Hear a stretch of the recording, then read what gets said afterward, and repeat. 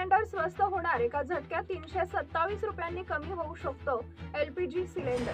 नक्की काय आहे संपूर्ण बातमी पाहूया.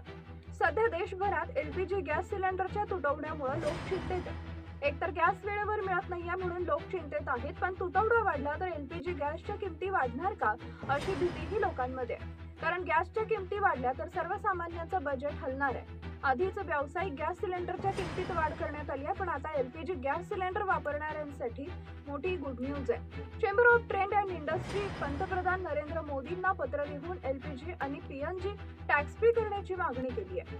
संस्थेतर्फे लावलाय की अमेरिका इराण युद्धामुळे जागतिक स्तरावर गॅसच्या पुरवठ्यावर परिणाम झालाय, ज्यामुळे किमती वाढल्या. टॅक्स हटवल्यानं सर्वसामान्यांना मोठा दिलासा मिळू शकतो. सर्व एलपीजी सिलेंडरवर 5% जीएसटी वसूल केला तर कमर्शियल सिलेंडर हे दर 18% आहेत. तसेच पाईपच्या माध्यमातून येणारा घरगुती गॅस म्हणजेच पीएनजीवर सध्या जीएसटी लावला जात नाहीये. मात्र राज्य सरकारनं यावर 3% ते 14.5% पर्यंत वॅट वसूल करते, ज्यामुळे किमती आणखी वाढतात.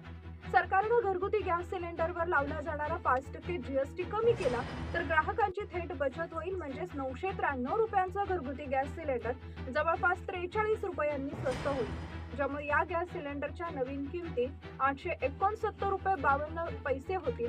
हे लहान कुटुंबाच्या मासिक बजेटला संतुलित ठेवण्यास खूप मदत करेल.